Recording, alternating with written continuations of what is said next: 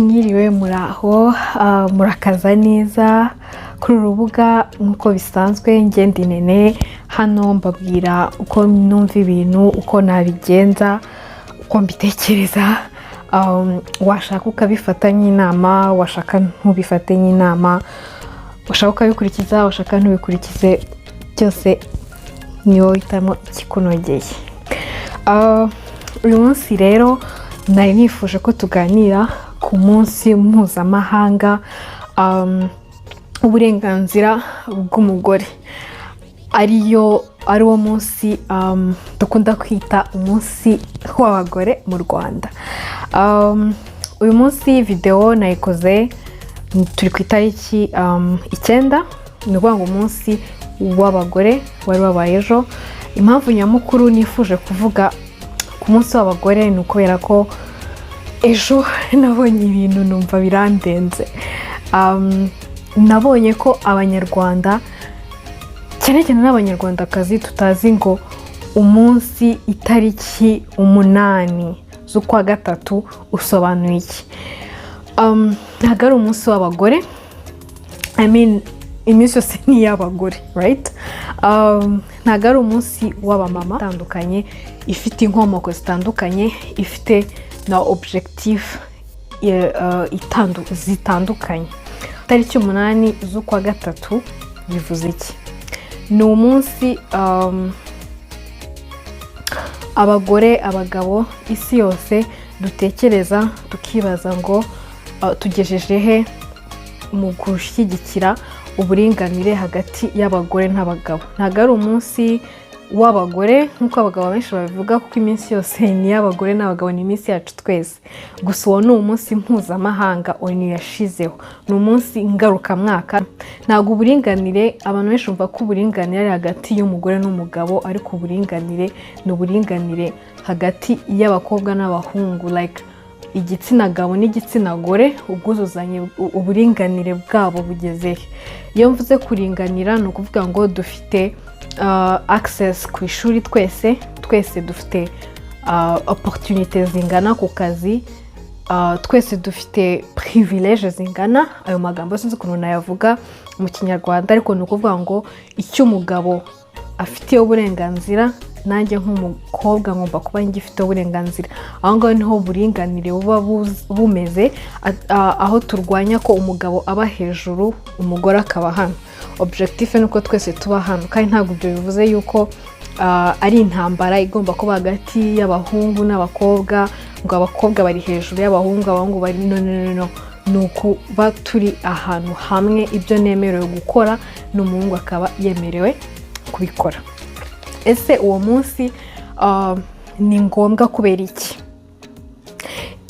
Impamvu uwo munsi ari ngombwa ni uko ari umunsi twibuka ko hari abagore batakaje ubuzima, hari abagore bakomeretse, hari abagore batakaje ibintu byinshi muri icyo gihe barwaniraga uburenganzira dufite uyu munsi nk'abakobwa n'abagore.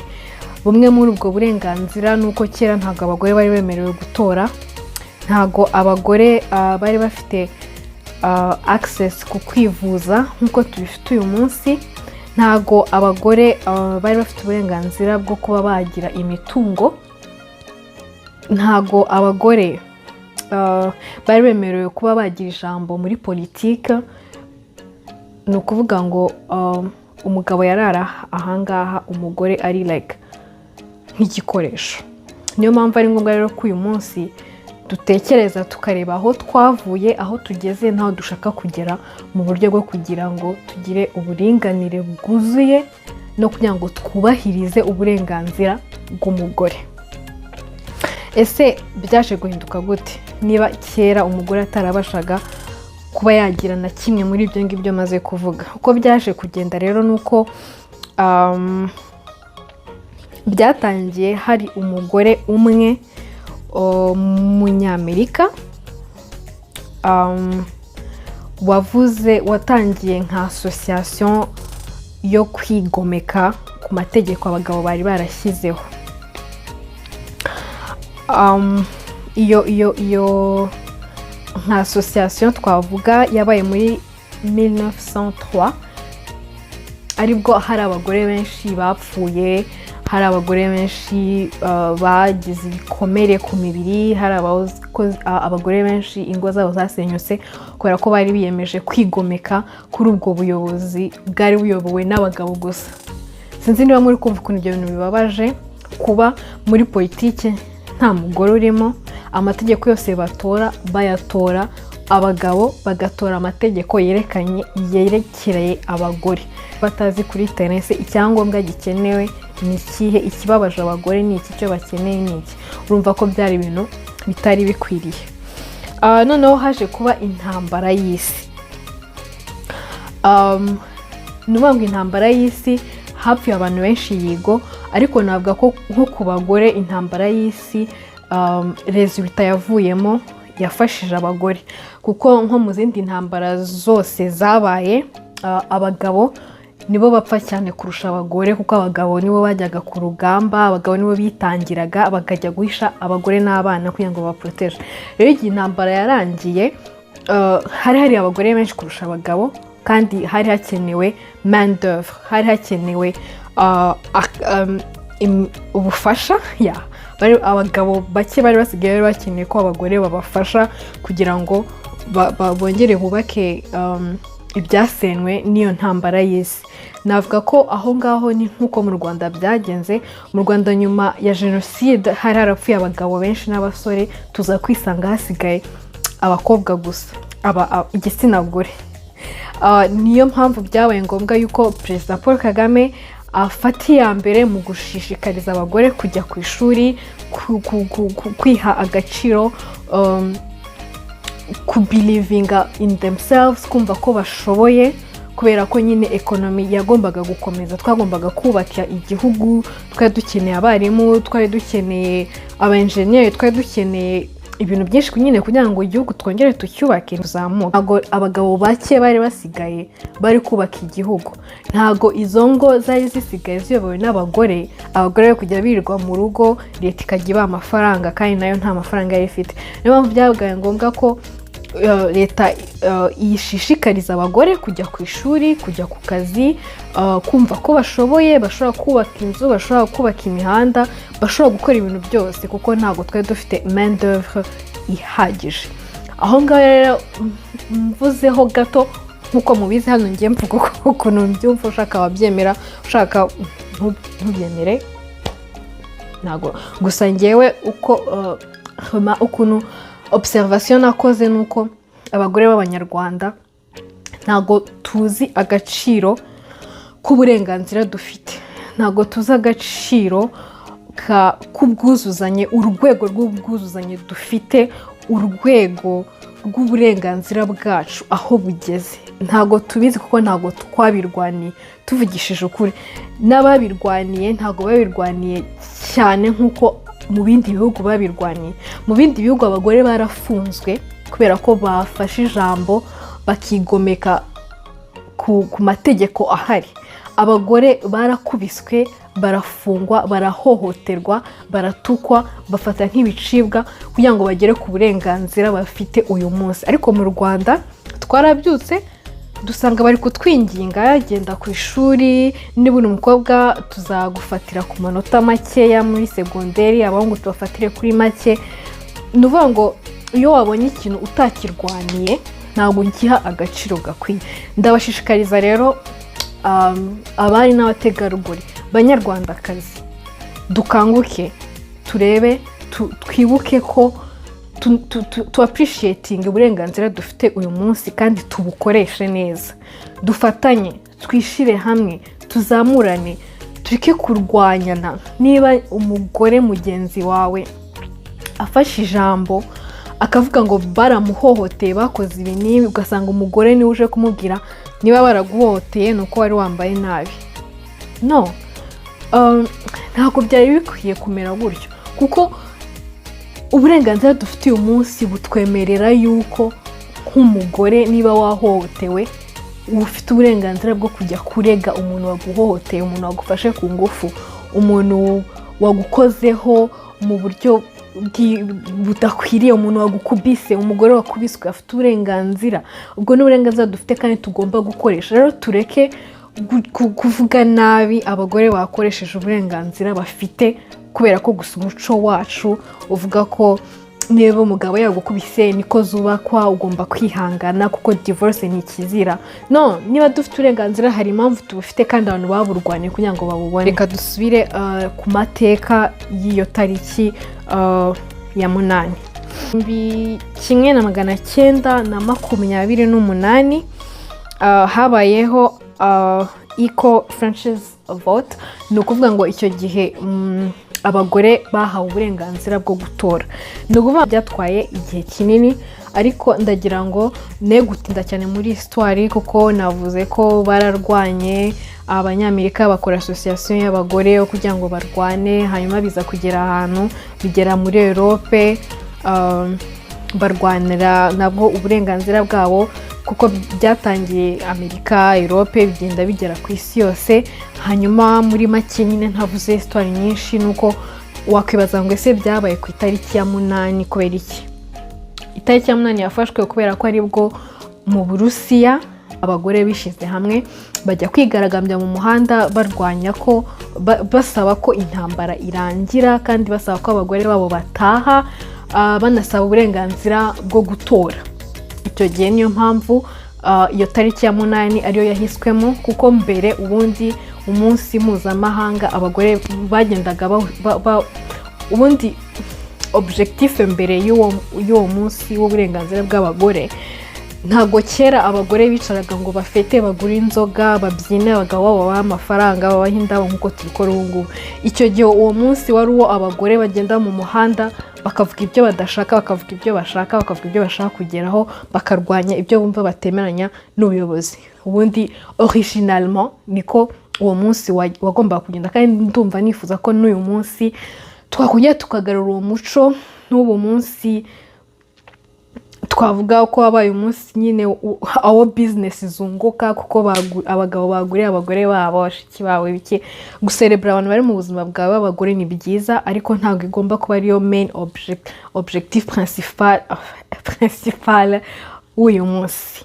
Ndumva mu rwego rwa histoire nabirangije. Iyo tariki bayihisemo kubera ko aribwo Abarusiya kazi babonye ubwo burenganzira barwaniraga. Hanyuma umugore ukomeye mu rwego rwo kubahiriza uwo munsi mu rwego rwa Loni ni umugore witwa Eleanor Roosevelt. Yari umugore nyine wa perezida wa Amerika witwaga Roosevelt. Niwe wari wagiriwe ubuntu bwo kuba yaparticipa mu gihe Loni yari iri gukora amategeko droit de l'homme, mu Kinyarwanda navuga uburenganzira bw'umuntu.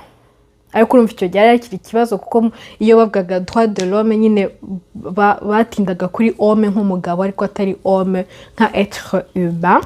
Uwo mugore rero muri icyo gihe, kuko yari twavuga ko yari ahagarariye abantu bandikaga amategeko y'ikiremwa muntu, niho yavuze yuko bikenewe yuko banakora noneho amategeko uburenganzira, ko pointing out, mbese ya mentioninze ko n'uburenganzira bw'abagore ari ikintu gikwiye kuvugwaho. Niyo mpamvu nahisemo kumuvugaho mu rwego rwihariye, kuko abagore barwaniye uyu munsi, iyi tariki ya 8 ni benshi. Ntabwo nabavuga bose, nazakora ikindi kiganiro ku ruhande mvuga buri mugore umwaka uyu n'uyu ya participate kuri iki n'iki. Ntatinze rero mu bijyanye na past n'ukuntu uyu munsi twaje kuwugeraho, ndagira ngo nongere nsubiremo ntinde kuri icyo kintu kijyanye n'uko mu Rwanda dukeneye kongera kwibuka no gutekereza uko twakoresha uburenganzira dufite nk'abagore ku bandi bagore, dufashanya, dusapotingana. Ubundi uyu munsi, uyu mwaka, insanganyamatsiko y'uyu mwaka yari uko yari choose to challenge. Ni ukuvuga ngo hitamo gucalenjinga navuga nko kurwanya ikintu. Ni ukuvuga ngo itariki y'uyu munsi yigo dufite uburenganzira bwanditse, sibyo? Dufite uburinganire bwanditse, ariko iyo ubishyize muri pratique usanga hari ibintu byinshi byanditse, ariko iyo ugeze kuri teno ugasanga ntabwo ariko bimeze. Akenshi uyu munsi ikibazo tugifite nk'abagore ni stereotype.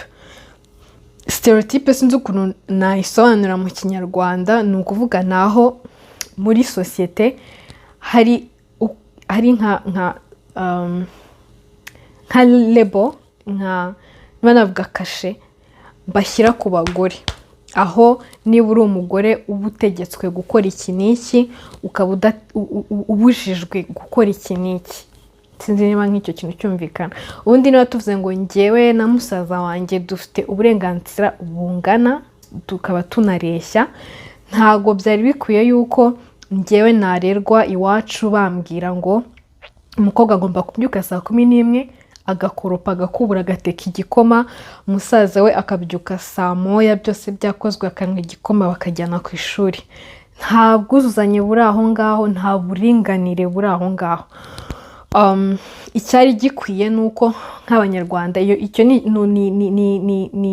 urugero ruto nari ntanze, yuko kugira ngo tugere ku buringanire bwuzuye bigomba kuba mu bintu byose duhereye ku muco. Tugomba guhindura yuko umukobwa agomba kugira gutya, umuhungu akaba agomba kugira gutya.